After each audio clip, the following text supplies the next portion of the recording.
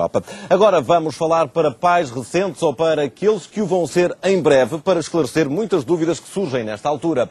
No espaço Harvard Medical School é hoje convidado à edição da manhã um dos consultores do projeto em Portugal e médico de família, o professor Armando Brito Sá. Doutor, muito bom dia. Muito obrigado pela sua presença. Como está? Quais são habitualmente as maiores dúvidas destes pais? Bem, as dúvidas surgem sobretudo nos pais pela primeira vez e centram-se habitualmente em 2 ou 3 problemas centrais. A questão da alimentação, a questão das reações dos bebés, nomeadamente o choro, que é obviamente a grande reação e o modo de comunicação dos bebés recém-nascidos, e depois as pequenas coisas do dia-a-dia, como por exemplo o vestir, o dormir, quando estar acordado, etc. Vamos então por partes e começamos pelo choro, que será porventura uma das maiores dores de cabeça, pelo menos nas primeiras noites, até os pais se habituarem. Por mais que se diga que é normal, é quase impossível desvalorizar. Não pode ser desvalorizado naturalmente. Deve ser compreendido pelos pais que chorar é uma reação normal e podemos dizer até que é uma reação saudável por parte das crianças. É a forma que as crianças encontram de comunicar aos pais de que necessitam de alguma coisa. Na realidade também funciona um pouco como exercício respiratório. Quando choram, efetivamente, todos os músculos torácicos, do abdômen, etc., portanto, acabam por se exercitar. Portanto, de alguma maneira também existe algum efeito benéfico, além, portanto, de naturalmente melhorar as trocas gasosas e tudo isso. Dito isto, os pais devem perceber o que é um choro em busca de algo que a criança necessita e isso é algo que vão aprendendo, é algo que se aprende efetivamente. Até porque as crianças não são exatamente todas iguais, os pais com mais do que um filho têm essa noção, o choro de um não é necessariamente equivalente ao choro do outro.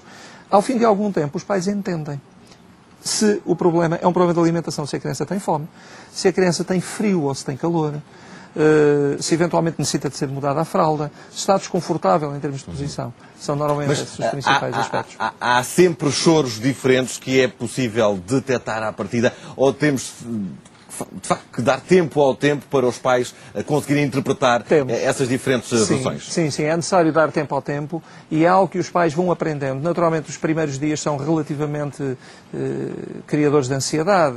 Há pais que ficam realmente angustiados com esse choro, porque não conseguem interpretar inicialmente o que querem dizer esses sinais, mas depois é uma questão de tentativa e erro.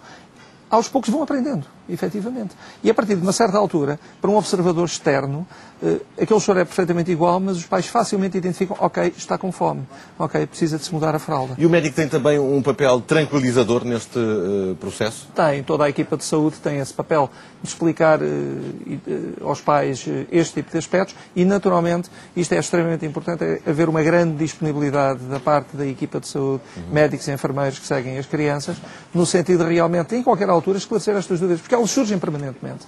São normais nos primeiros dias de vida e nas primeiras semanas, os pais terem realmente dúvidas. O que é que eu faço perante uma determinada situação? E o facto da equipa estar contactável, naturalmente, retira uma grande carga de ansiedade de cima destes pais. Mas deve-se recorrer ao médico ao primeiro sinal, por exemplo, não por experiência própria, porque não tenho filhos, mas é recorrente ouvir falar nas cólicas que os bebés têm e muito desse choro é provocado pelas cólicas e às vezes uma simples mudança de leite bastará para alterar a situação. O médico tem que sempre ter uma palavra nesse processo.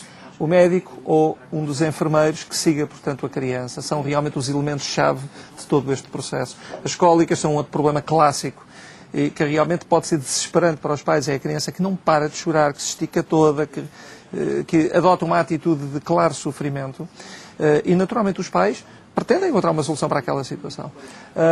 Por vezes, sim, uma mudança de leite poderá ser ocasionalmente uma solução, mas essa é uma solução, não é efetivamente a mais comum.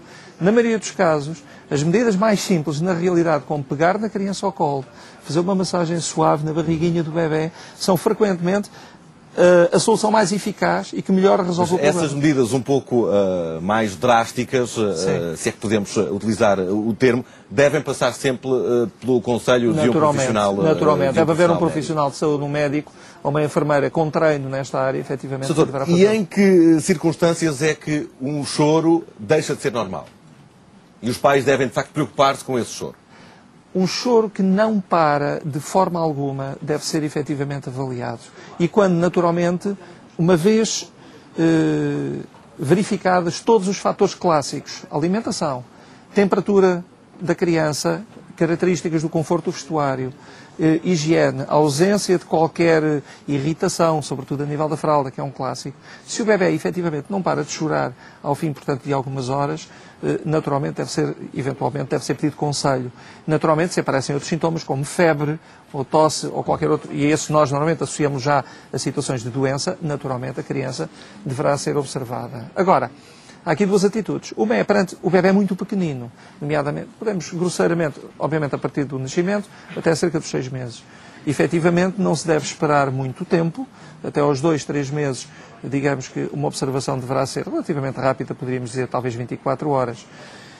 As crianças que efetivamente apresentam queixas de choro ou de mal-estar ou de febre, que é um clássico, a partir dessas idades, 3, 4 meses, vale a pena eventualmente utilizar aquelas medidas domésticas de controle e se ao fim de 24, 48 horas, efetivamente, essa situação não melhora, então vale a pena pedir eventualmente uma opinião profissional. Outro problema para muitos pais, como é que se regulam os sonos das crianças?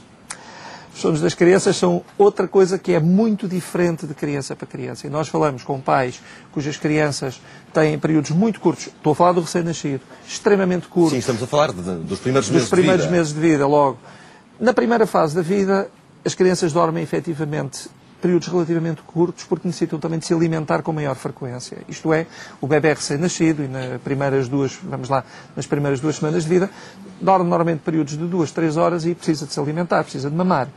À medida que ele vai crescendo, estes períodos vão aumentando, vão-se alargando.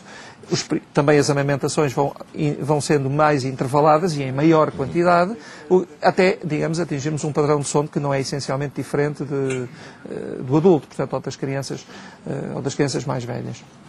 Ora bem, as crianças podem apresentar padrões muito variáveis de sono. E aqui, efetivamente, estes padrões devem ser eventualmente respeitados sem que haja, digamos, uma grande ansiedade ou um grande ênfase em tentar que a criança durma durante a noite. Muito rapidamente, porque o nosso tempo está a chegar ao fim, quando é que o bebê deve sair do quarto dos pais? Havendo possibilidade natural dos pais para isso?